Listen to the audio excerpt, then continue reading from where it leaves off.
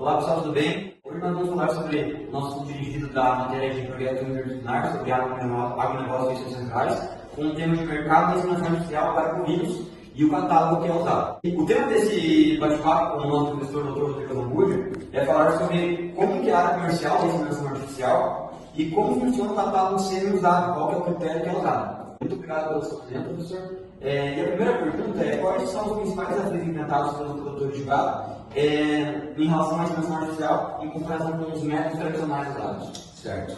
Obrigado, pessoal, pelo convite. Então, o que eu acredito muito fortemente é que existe um processo de falha com relação à utilização e conhecimento desses proprietários com as benfeitorias que existem com relação à inseminação artificial. Às vezes o proprietário acha que vai ser uma técnica, uma biotecnologia cara, mas quando na verdade não é. A gente ainda vê muito produtor antigo que não se adapta à nova tecnologia do manejo. Perfeito. Você, como assim, profissional na área, se você pudesse citar a principal vantagem, o que você citava? A primeira coisa, quando a gente utiliza a inseminação artificial, a gente utiliza uma ferramenta de biotecnologia que vai diminuir consideravelmente a transmissão de doenças reprodutivas. Também o que a gente vê de vantagem, a gente vê a questão da possibilidade da gente fazer o melhoramento genético. Então, assim, esse é um ponto-chave. Quando a gente utiliza a inseminação artificial, a gente tem a possibilidade de avaliar esses touros de acordo com os seus índices zootécnicos e a gente escolher os melhores touros para cada necessidade.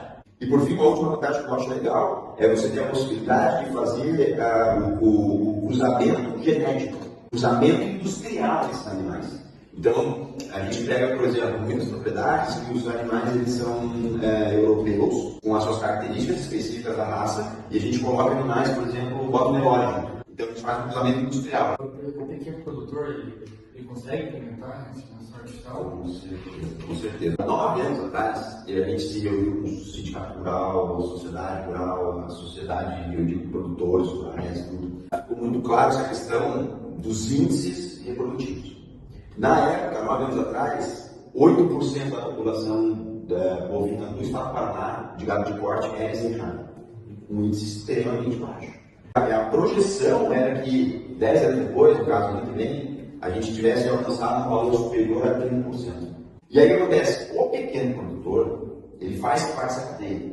E se ele não entender que, se ele não promover o melhoramento genético da propriedade dele, ele não vai ter lucro, então ele está fadado ao sucesso. Necessário também para o mercado atual. E como que é feita a escolha do sêmen no catálogo e da matriz? Certo. Então, no processo de seleção, a gente tem as melhores feiras desse proprietário. O veterinário, o zootecnista, o colega zootecnista consegue fazer a avaliação de quais são as melhores vacas desse proprietário. Feito esse processo de seleção, o que a gente vai fazer? A gente vai, então, selecionar os melhores sêmenes, né, diante do catálogo que nos é fornecido. No catálogo de sêmen, a gente tem vários índices zootécnicos que se relacionam muito fortemente com as DEPs, as diferenças esperadas do progênio. Então, são vários índices matemáticos que vão fomentar ali a comparação entre os touros. Então, você tem uma seleção de vacas ali que precisam melhorar em um aspecto zootécnico específico. Então, eu vou no catálogo e vou buscar, de acordo com esses índices zootécnicos, qual a melhor forma de complementar ou melhorar aquelas características.